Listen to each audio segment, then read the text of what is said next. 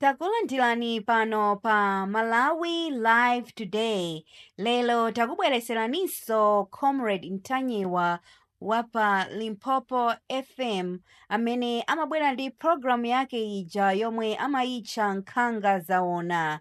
Takhani pompo timvesere zomwe wayankhula zokhuzana ndi a Lighton Mangochi. Chidzulo chabwino Amalawi nonse konse kumene muli. This is Comrade Mtanyiwa kuchokera kuja kumzuzu Court Amalawi. A Lighton Mangochi ndi mfulu. A Lighton Mangochi ndi mfulu.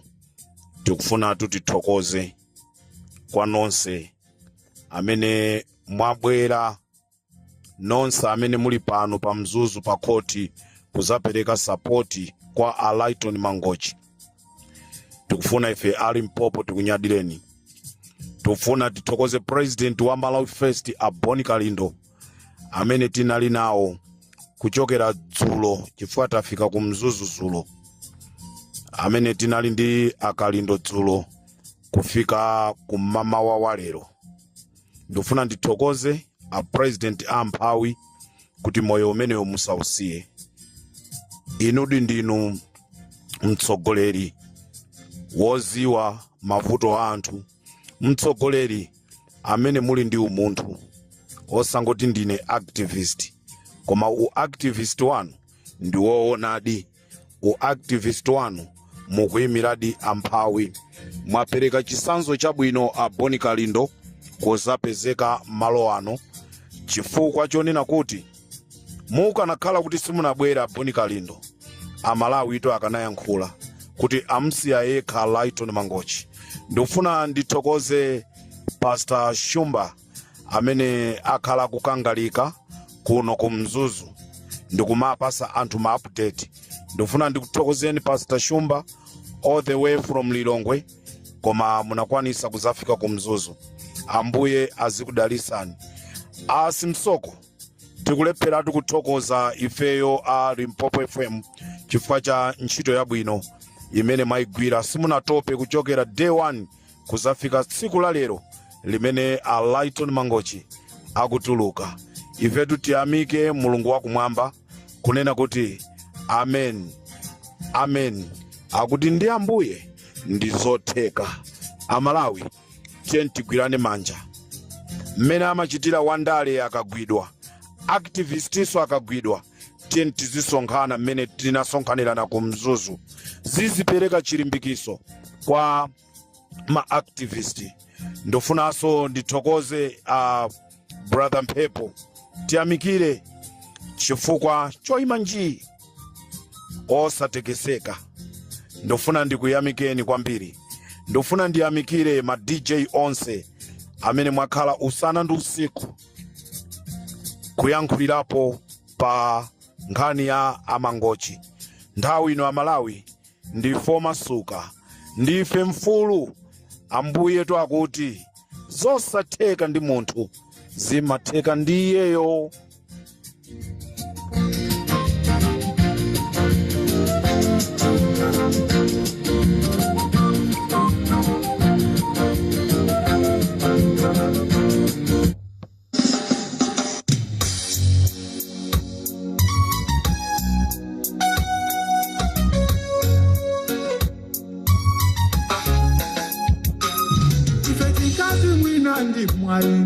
Sokolele dziko wakuda musa kutumikire fuko la tuli mwina umpawi kuchepa mafuta nawo konda kupa nguna zako zikubazeni mukuvutitsa befuko la tuli maholi pandiwe mukamaosha moto dziko limbuye mfumuli musaisire mukamaosha moto dziko limbuye nunazi musasisire mukamaosha moto Afrika chakwera musamsiye ndiye mfumuli musaisire ndiye mfumuli musaiwale.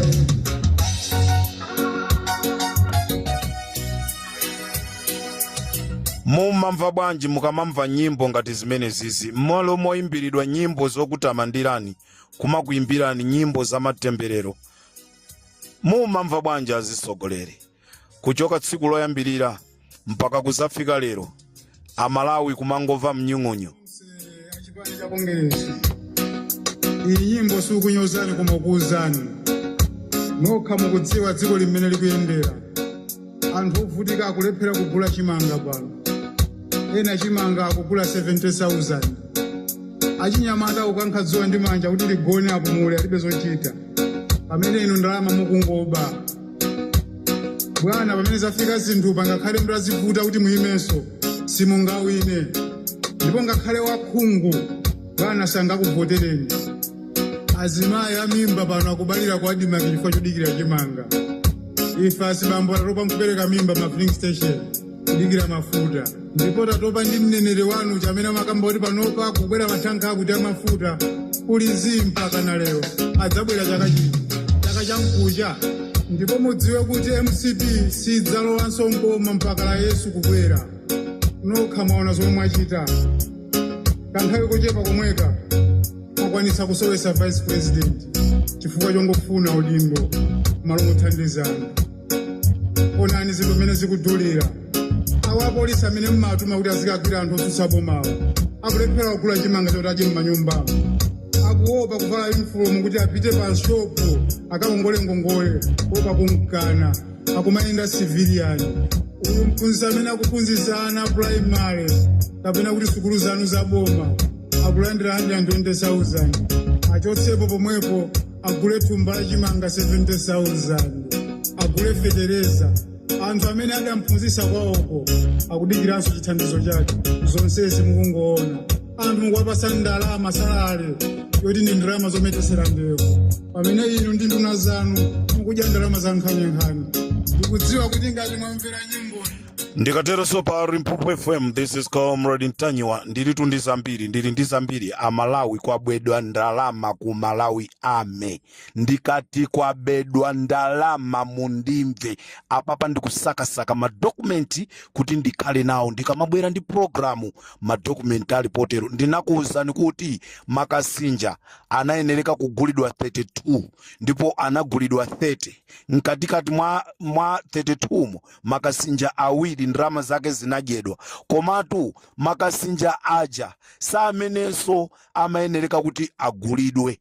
Anali Makasinja akulu koma lero tintini amene wapangika ku Malawi ame. Inetu ndiye ndikubwera ndi ulula ndipo ku Eskom kuja ndikubweranso, ndipo ku Mera ndikubwera, ndipo ndapeza china chilichonse. Amalawi boma ilili linabwera kuzaba osati kubwera kuzathandiza anthu. Ndipo ndi Malawi yekhayo amene ali chitsiru amene azakavotere Lazarus Chakwera ndi MCP.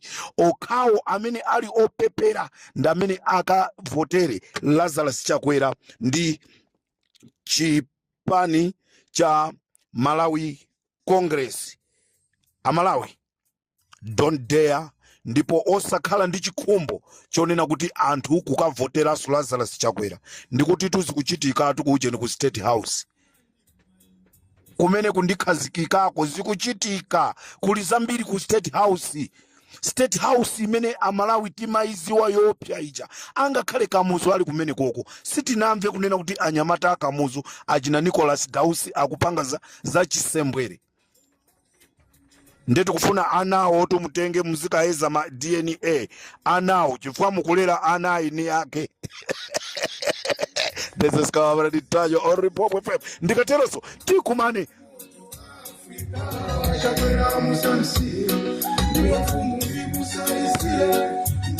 nkhani yaikulu ndionena kuti Alaiton Mangochi ndi mfulu. Alaiton Mangochi ndi mfulu. Ifetu tingoti kumwamba kudyere nyama.